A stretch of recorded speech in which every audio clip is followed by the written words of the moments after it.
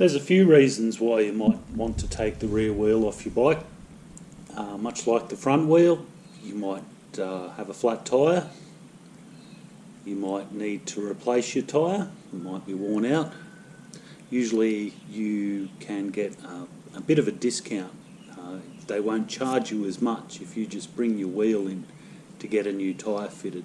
If you bring a whole bike in, it's a reasonable thing that they would charge you to remove the wheel off the bike. It's not a huge charge, of course, but if you're riding a CB125E and you're on a budget, you might be a student or just starting out, then definitely just saving that little bit certainly doesn't hurt. So it's pretty easy to remove the rear wheel. You only need a handful of spanners, a 10mm, a 12mm, a 14mm, a 17mm and a 22mm. Now, once your wheel's off, I'm going to caution you guys, because I love throwing these little cautions in. Resist the temptation to use degreaser. Like, if your bike is anything like our test bike, it's been around, there's been a great deal of chain lubricant on that chain, it's flung around. The thing is, with degreaser, it does exactly as advertised, so you need to be a little bit more judicious with it. If you spray that around the sprocket, there are wheel bearings just behind the sprocket, and when you degrease those, they run without grease, they won't last very long, and your rear wheel will start making a drumming noise, and eventually it will not turn readily, and then it finally will not turn at all. That goes the same for just about anything. I can't count how many times I've had people degrease the engine on their car and then about 1,000 kilometres later have to replace their alternator. It's the same thing. There are bearings in there, and when you spray that degreaser in there and then hit it with a high pressure hose, you're washing the grease away from something that needs it. So a high pressure washer is actually a better alternative, one with a jet that you control and keep it right away from those wheel bearings. I personally would rather scrape the grease off with a rag and avoid the whole degreaser thing rather than risk popping a wheel bearing somewhere inconvenient. So let's jump into the meat and potatoes, because we're all about action here. If you wanted to hear me talk, I'd make a spoken word album instead. Let's jump in. Let's start by putting the bike on the centre stand, so that when we take the wheel off, being on the side stand, the weight would be on the wheel. On the centre stand, obviously the back wheel is picked up. Now the first thing we're going to remove is the brake rod. If you press your brake pedal down, you'll see this rod moves, and that operates a cam that pushes the brake shoes against the drum. So we need to get rid of that, first thing.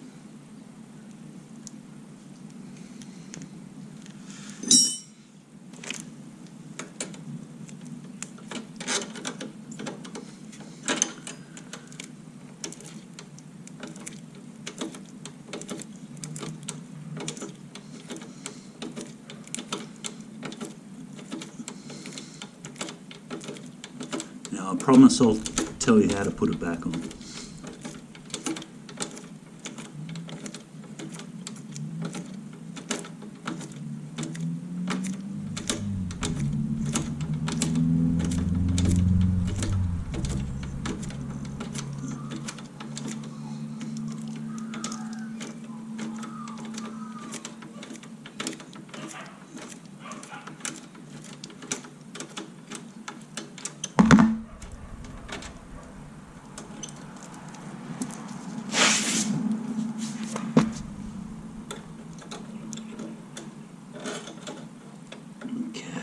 And the best way to avoid things being lost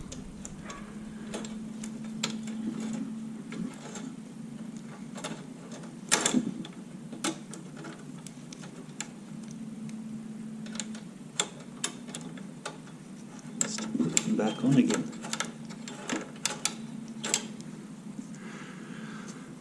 Now, this bar here basically keeps the brake drum, the brake shoes in the correct position when you apply the brakes. So that's easily removed. There's a split pin, you might want to use pliers. And we simply take, this nut that doesn't want to come off. Yeah, you simply take that nut off. Make sure you keep everything in order. And we'll just drop that to one side. Once again, so we don't lose anything, we'll put it back on in the correct order. Split pin we'll put to one side, see if we've got a spare, because it's looking a little sad.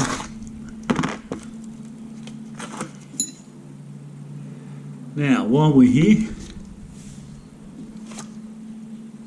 we're going to back the adjusters off. So the adjuster, you can see there, this is to adjust the tension on the chain and to keep the wheel square in the swing arm.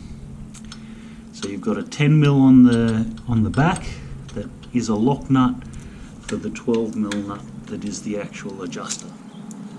So what we're going to do is loosen the 10mm nut off.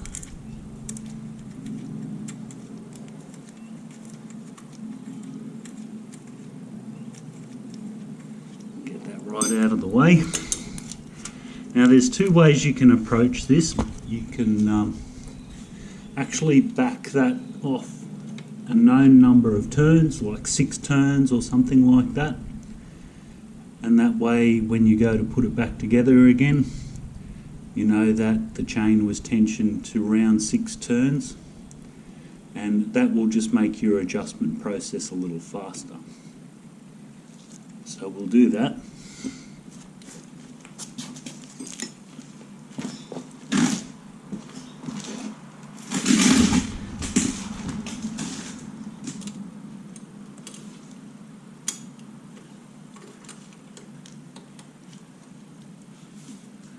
One and a half, 2, 2.5, 3, 3.5, 4, 4.5, 5, 5.5, and 6.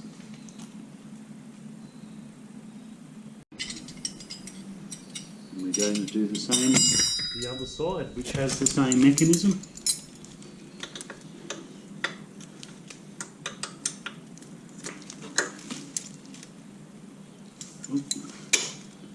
Don't want anything to turn.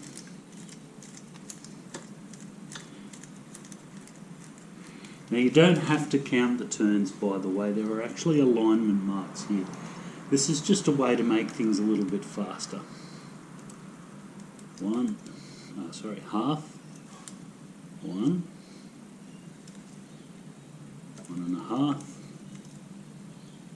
2, 2.5, 3, 3.5, 4, 4.5, 5, 5.5, 6. And you might want to just push the lock nut up against the nut so you don't lose that.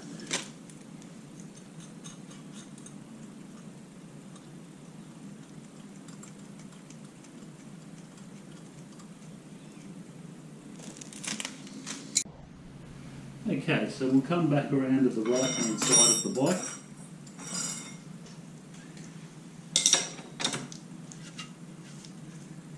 And with your 22mm spanner,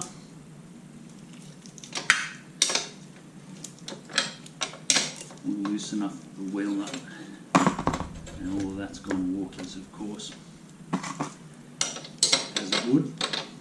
Now, the 17 is there in case the axle turns. So the 17mm is actually for the bolt head on the other side. So if the axle starts to turn, you can just simply control it with a 17mm spanner.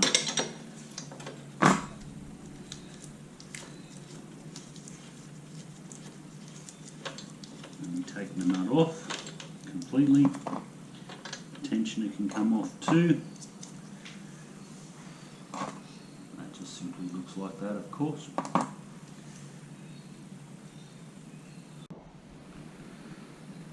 Now that nut's off, to actually remove the wheel, all we need to do is push. And what you can see here on the other side is that the axle has started to come out.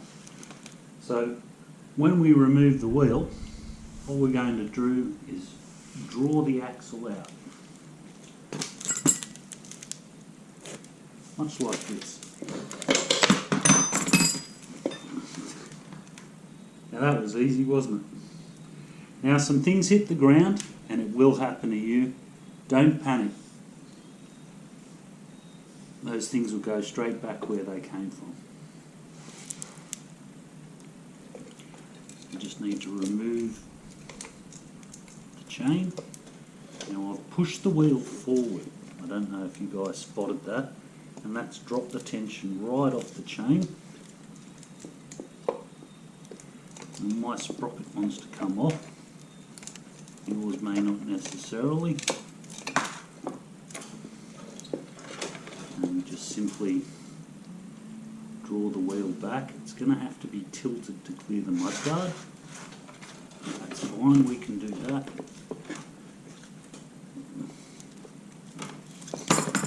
Oop. And the Cush Drives have gone.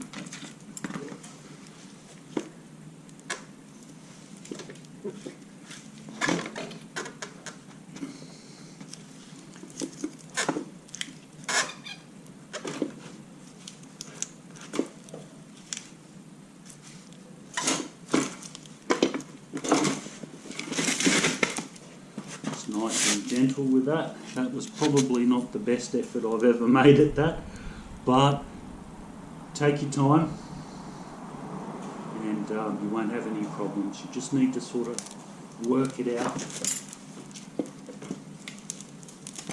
through the cracks. It sort of comes out, goes in better on the left side. Be very careful that your bike does not come off the centre stand.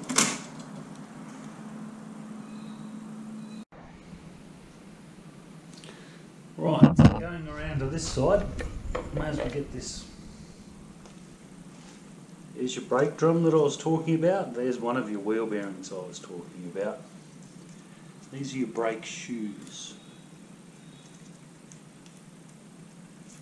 And I'm just giving those an inspection. And I feel we might be doing a video on how to replace these brake shoes sooner rather than later. Certainly a few kilometres on them. Really what I'm looking at is the material thickness. There you can see that that shiny part is the metal part of the brake shoe, and the material there, that is the actual material that rubs against the brake drums. Usually I prefer organic, but it can be a mixture of all sorts of materials. Cork is not uncommon, believe it or not. Then there's sintered ones where there's a mixture of cork and metal, which really chop up your brake drums very well. But that's essentially it. Your wheel is out. You can take that down to get your tyre replaced or whatever. We can have a quick look at the wheel bearings there, nice and smooth on that one. When they're worn out, they'll feel very loose and lumpy. Another one there. That one feels good as well.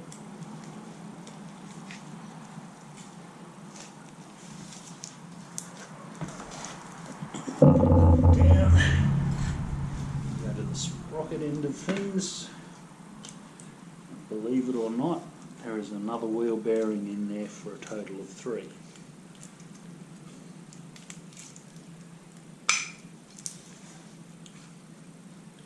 that feels good.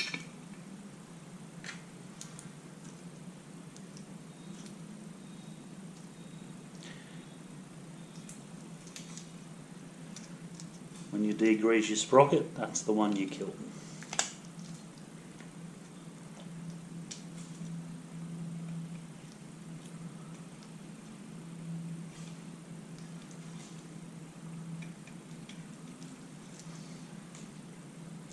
So we're going to put this all in a safe place. Okay, so I've laid everything out in order. I'm going to have a quick look at it so that when you put your back wheel back together, everything goes in the right place. So we're starting from the left-hand side of the bike, which would be the passenger side if it was a car. We've got the axle itself, which is really just a big long bolt.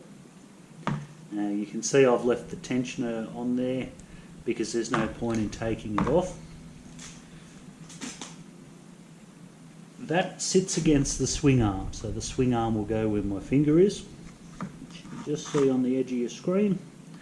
And then there is a spacer, oops, which we'll just throw around. Now you can actually see on my spacer here that you can see where the seal is rubbed. There is a seal just there. Try and keep that degreaser and water and whatever out of, and road grime out of the bearings. So that spacer actually goes in there.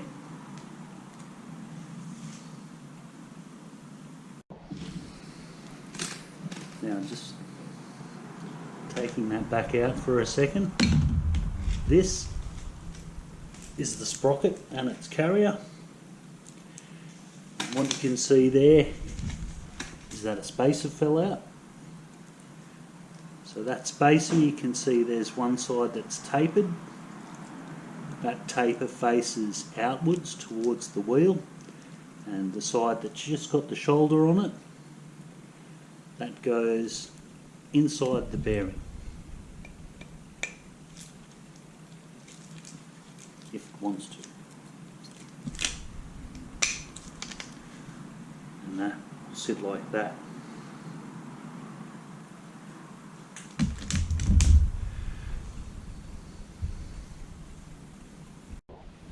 Now from there we have the Cush Drives. The Cush Drives are basically little bits of rubber that smooth the any shocks or anything like that that might come from you accelerating or decelerating.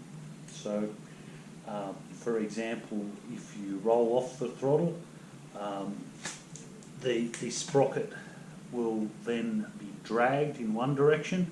If you accelerate, then the drive will cause the sprocket to go in the other direction. And if those Cush drives weren't there, the shock as that directional change takes place would make you ride a little bit on the rough side. So the next thing we have is the wheel. Now on this side, this is where the Cush drives go. On the other side is your brake drum. So standing the wheel up as it would be in the bike, the Cush drives are on the left and the brake drum is on the right.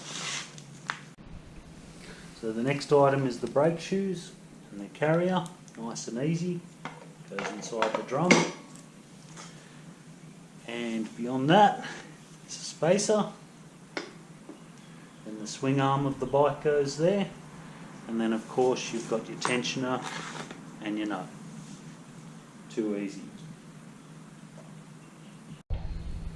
Okay, let's put it together from scratch. Cush drives.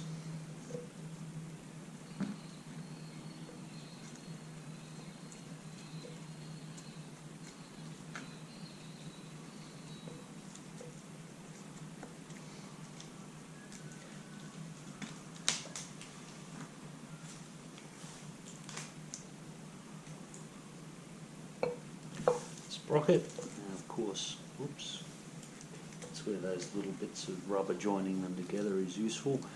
They go into the 4 slots created. By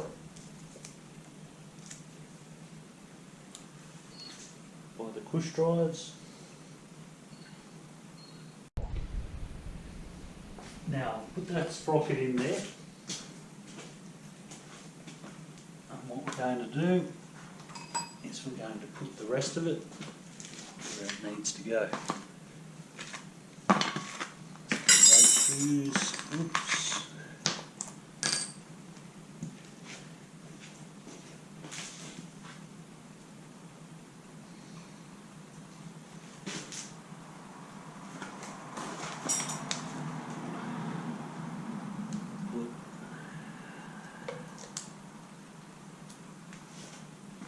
There.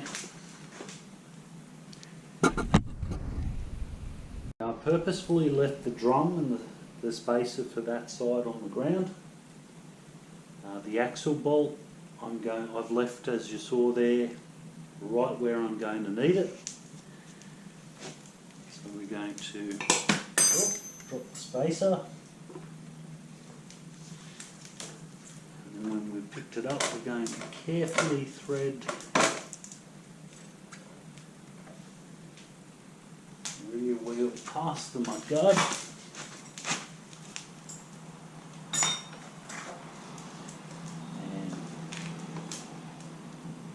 And so when we reach forward and pick up the chain, I'm going to loop the chain over the sprocket.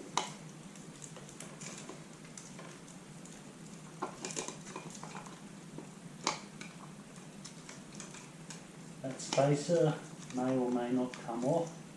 I think the critical thing is to keep the sprocket on there so the push drives don't move.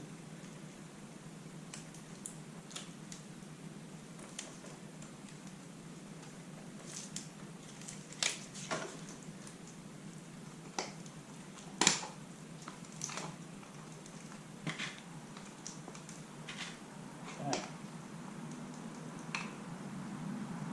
So put the chain on there loosely. Yep.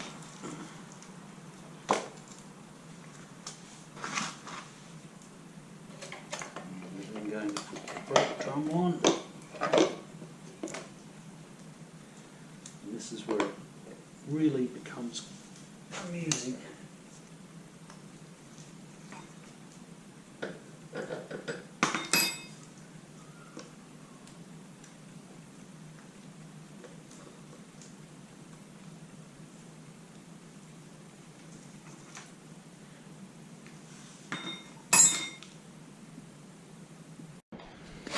So I'll just repeat that again, but with a better view.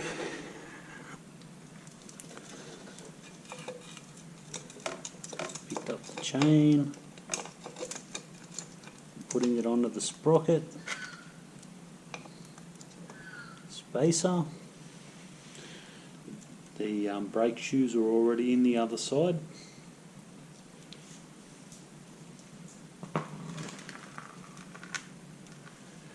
What we're going to do now is get the axle bolt, pick the back wheel up and get it started.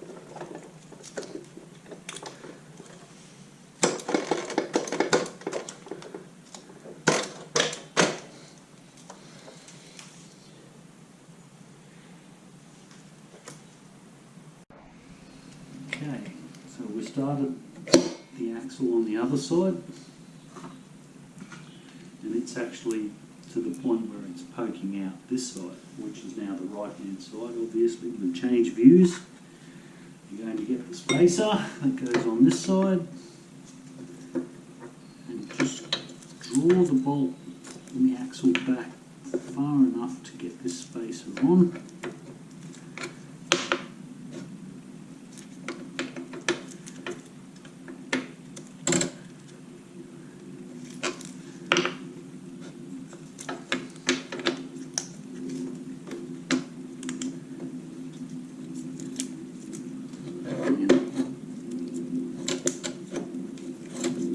Cool. Trying to keep my fingers out of the way for you.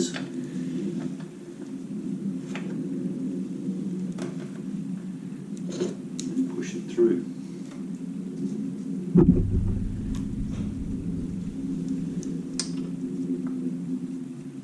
Put that tensioner back on. Now they have an offset, by the way. Can you see that?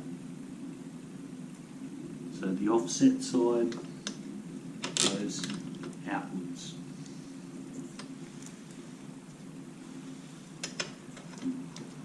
There.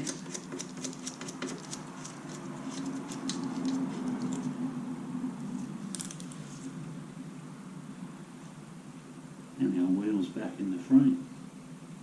Now while we're here, we may as well start putting things together. That's what we're about.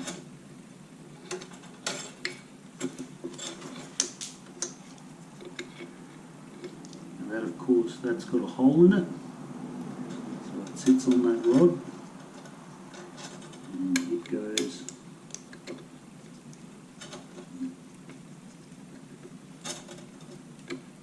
in there.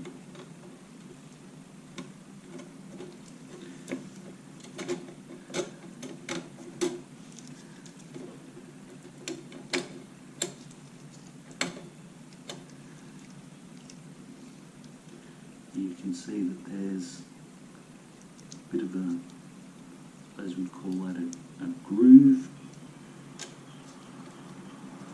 bevel, who knows.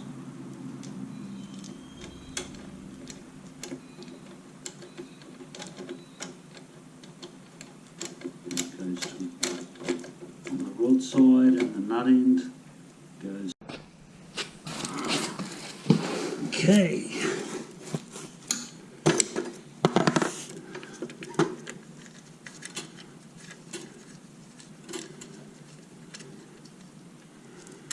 Next is the stabilizer bar.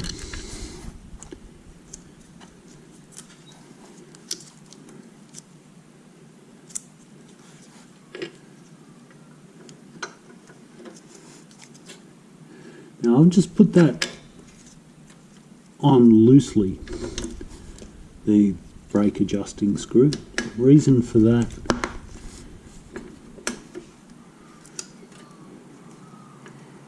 is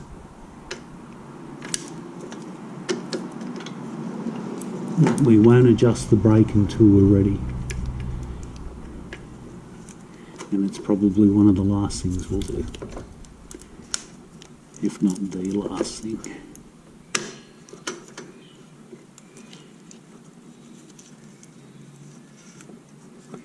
There's actually a cutout for the hex for this stabilizer bar bolt.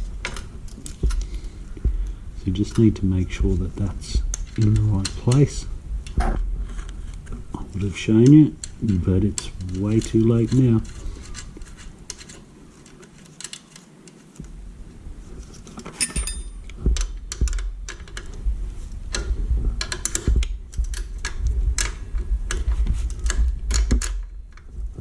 This just needs to be firm.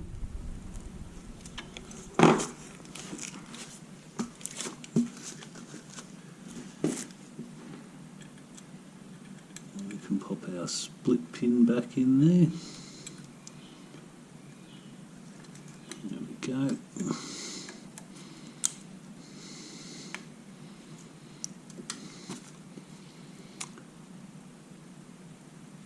And we're nearly there.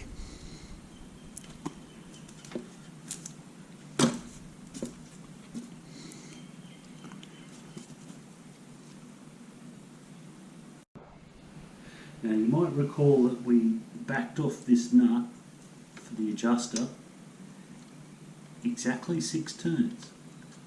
And what we're going to do is put it back.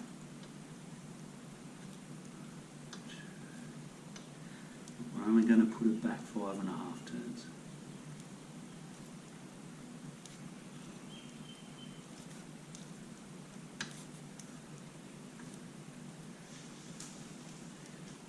Do that on both sides.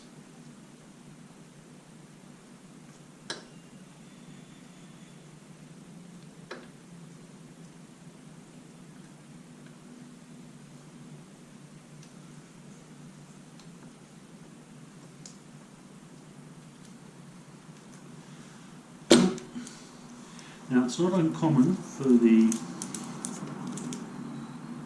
right hand side to need to just have a bit of a push so that the adjuster is sitting against the swing arm in the way that it should be.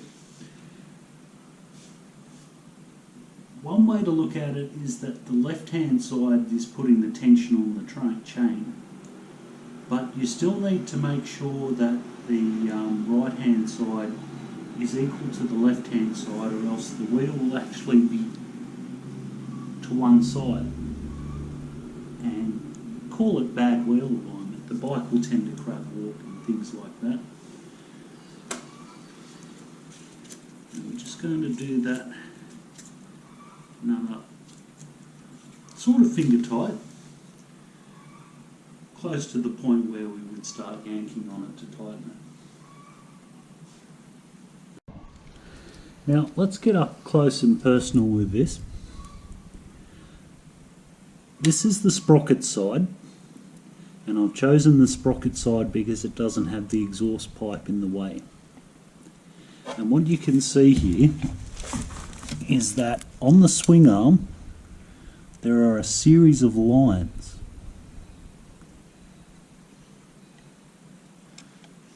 And the idea is to put tension on the chain to the point where it's correctly adjusted, and then match that face of the adjuster to one of those lines, and then make sure that the other side is the same. It has the same arrangement. It has that flat face and those marks. So we can see 1, 2, 3, 4, 5, and nearly 6.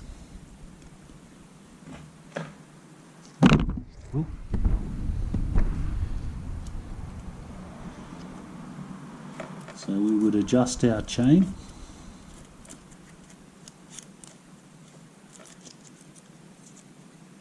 And that's just about in a straight line with line number 6. So we would make sure that the other side is exactly the same, in a straight line with number 6. If it's a third of the way past line number 6, then the other side should be a third of the way past line number 6 as well.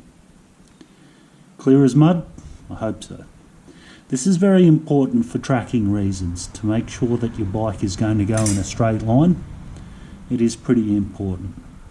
And that's why we did that 6 turns thing with the adjusters. We backed them off exactly 6 turns, and then we tighten them up 5.5. And the idea is to creep up on the correct adjustment and make sure that both sides are the same. So I'll just repeat that.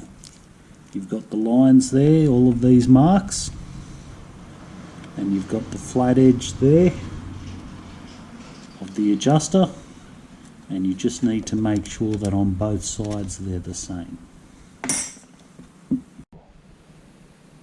Now, for the chain tension itself, you need about 20 millimeters of deflection.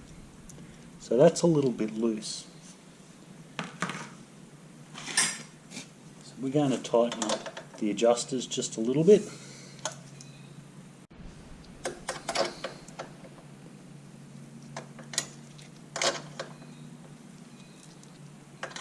Turn.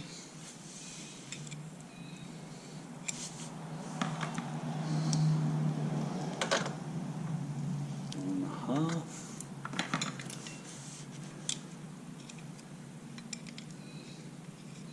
And that's actually not too bad.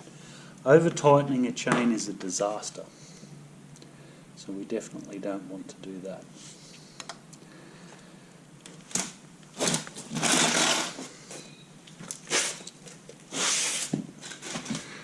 Better it's a fraction too loose than too tight.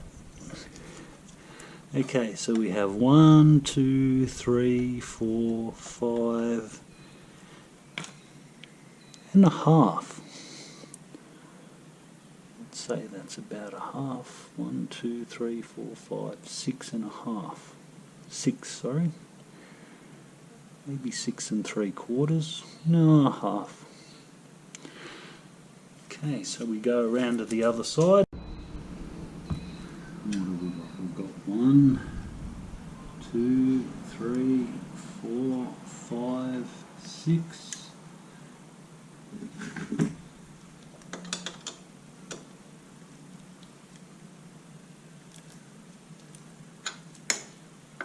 That's 2 turns, which is exactly what I turned the other side. I think I went a little bit too far. If you do, just give the wheel a bit of a knock like I did.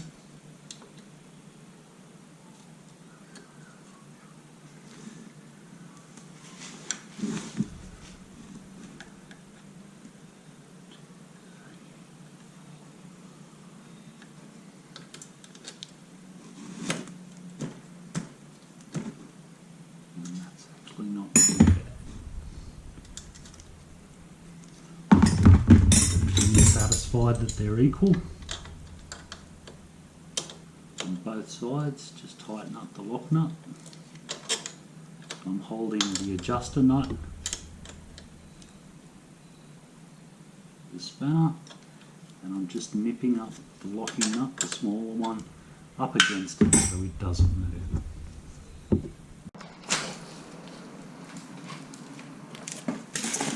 Okay, so once again,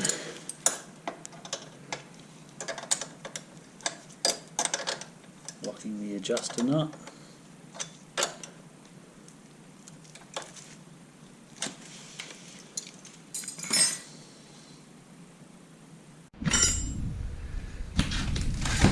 And now we tighten up the axle bolt.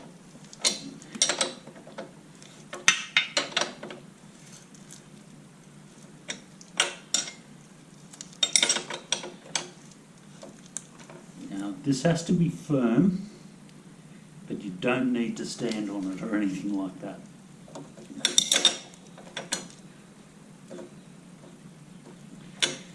If the whole bolt turns, use a 17mm on the other side.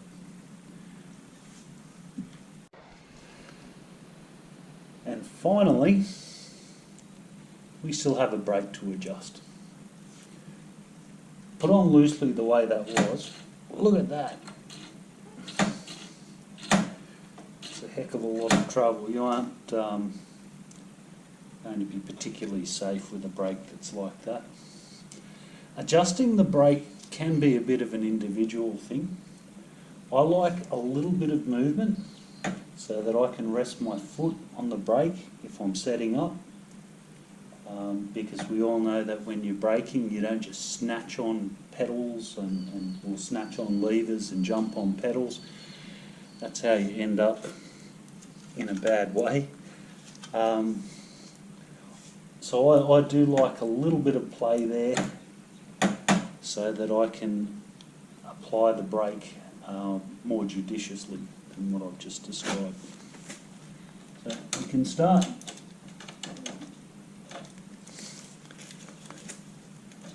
Tightening this up. And initially you will be able to tighten it by finger.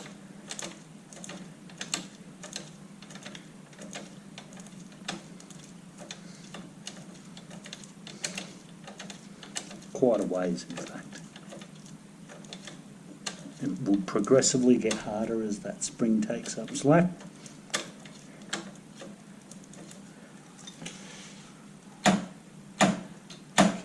Starting to have more of a pedal now.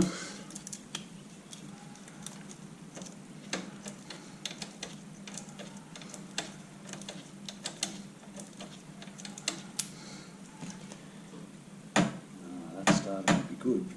Now, when you turn your wheel, you guys probably won't hear this, but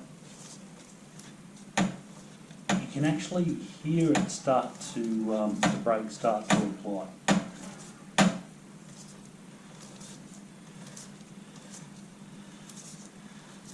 Might hear that. So that gives you a bit of an idea of when they're actually starting to happen. And of course, when you've got to that point where the wheel won't turn, the brake pedal will be nice and hard. So the last thing you want to do is over adjust your brakes. You want that little bit of play there so that you can rest your foot on the brake pedal and not apply the brakes. If you over adjust them to the point where they're rubbing, like that sound that you will hear when you go to do this yourself, guaranteed your brake pads will not last very long. You will rub away that part of the adjustment, so to speak. So you need to be a bit judicious. It doesn't hurt to take it for a ride with your spanner in your pocket so that you can adjust it a little looser or a little tighter to your own feel. But definitely the wheel should turn freely. If it doesn't, then back your brakes off and then try them again. If it still doesn't turn freely, you may have put something together in the wrong order. Take it back off and have another look, see how you go. But there you go, that's how it's done.